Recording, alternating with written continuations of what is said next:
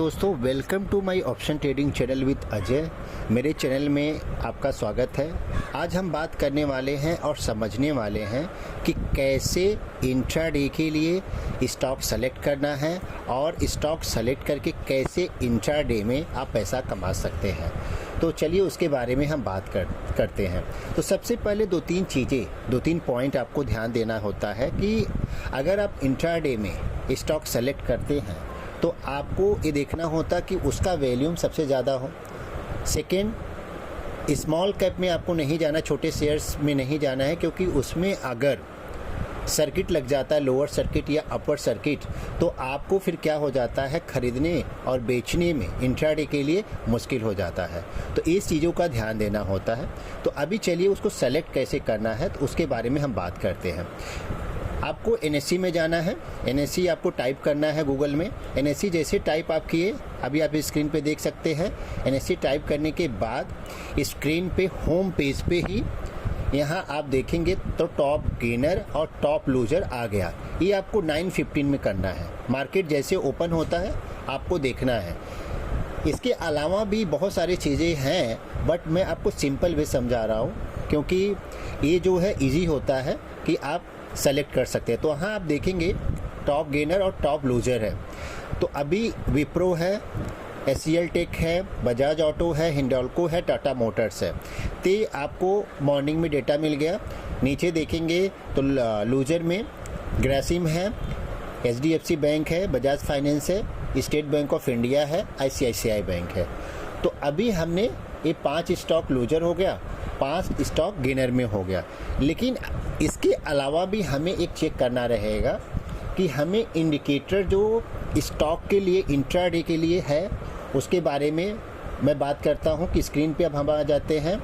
अपनी स्क्रीन पे जो आप टर्मिनल यूज़ करते हैं, जो आप ब्रोकिंग फर्म के through demat account, trading account के थ्रू ट्रेडिंग करते हैं, तो उसमें हम आ जाते हैं। तो आपको इंडिकेटर में आना है। इंडिकेटर में आने के बाद आपको EMA टाइप करना है। EMA आपने टाइप किया 1 2 3, 3 बार आपको EMA सेलेक्ट करना है। EMA means exponential moving average. तो अभी EMA में फर्स्ट वाले में जाना है। सेटिंग में आपको इसका जो लेंथ है 34 करना है, और यहाँ जो क्लोज है इसको जो है हाई कर देना है, सेलेक्ट और ओके कर देना है। उसके बाद हमें अभी सेकेंड EMA में जाना है, 34 अगेन लिखना है और क्लोज कर देना है और ओके कर देना है। थर्ड EMA में जाना है, 34 लिखना है लेंथ में, और जो सोर्स में जहाँ क्लोज है वह हमें लो कर देना है। तो अभी ये सेटअप बनके तैयार हो गया फॉर द इंट्राडे। आप स्टॉक के लिए जो हमने अभी सेलेक्ट किया था 5 गेनर और 5 लूज़र, 5 गेनर 5 लूज़र, तो अभी हम इसमें जो है देखेंगे। अभी ग्रासिम का देखेंगे तो यहाँ ऑलरेडी है सिस्टम में, हमने सेलेक्ट किया था। तो इधर हम विप्रो का पहले देखते हैं। विप्रो इसमें आपको देखना है कि विप्रो क्या अभी उधर तो दिख रहा है, क्या इसमें बाइंग सिग्नल दिख रहा है। इंडिकेटर में आपको आके सेलेक्ट करना है। तो विप्रो मैंने NSE कर दिया। आप देखेंगे विप्रो इसके ऊपर चल रहा है, सिग्नल दिखा रहा है 9:15 को देखेंगे तो सिग्नल दिखा रहा है। तो आपको 4:30 यहाँ मैं लाइन ड्रॉ कर देता हूँ। तो 4:30 में हॉरिजॉन्टल लाइन ड्रॉ कर रहा हूँ।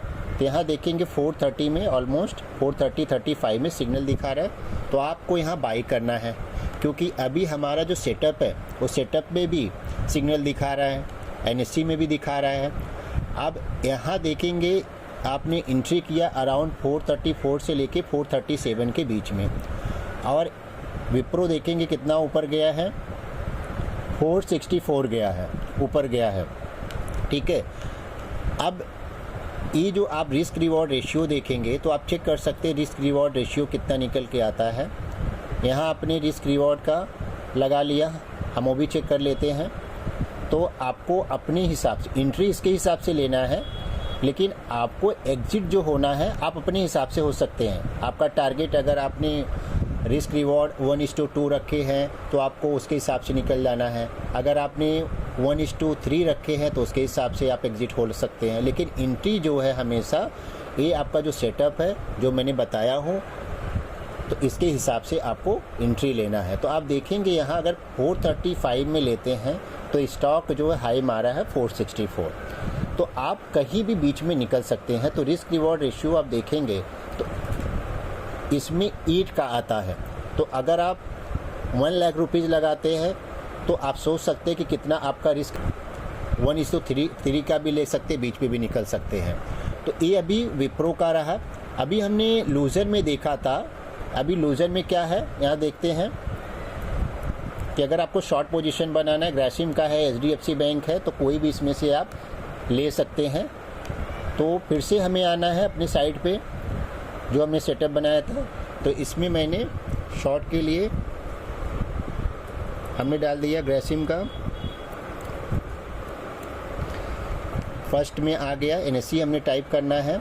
तो सेम आप देखेंगे कि जो हमने सेटअप बनाया था EMA का 34 हाई 34 क्लोज 34 लो, अभी ये इसके नीचे आ गया 930 को हमें दिखा रहा है। वहाँ लूजर में दिखा रहा था, लेकिन हमें तब तक शॉर्ट नहीं करना है जब तक ये EMA के नीचे आता नहीं है, भले वो लूजर में दिख रहा है। तो हमें यहाँ रीचेक कर लेना है।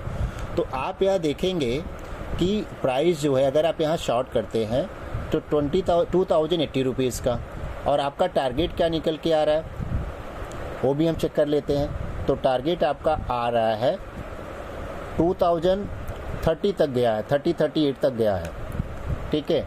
तो आप देखेंगे अभी इसका हम रिस्क और रिवॉर्ड रेशियो भी निकाल के देख लेते हैं शॉर्ट पोजीशन का, तो कि आपने अगर वहाँ शॉर्ट करते हैं तो आपको कितना इंट्राडे में प्रॉफिट होता है।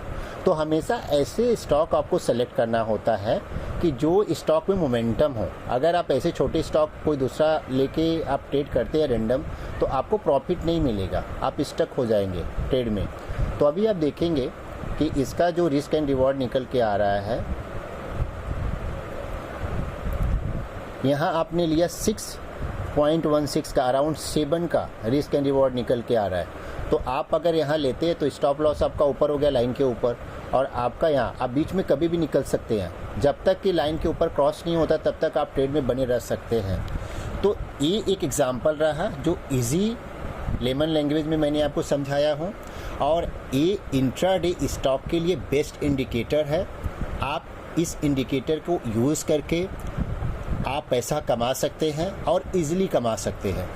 तो अगर मेरा वीडियो अच्छा लगा है तो प्लीज़ लाइक एंड सब्सक्राइब करना न भूलें, ज़्यादा से ज़्यादा अपने दोस्तों को भी शेयर करें। Thank you so much.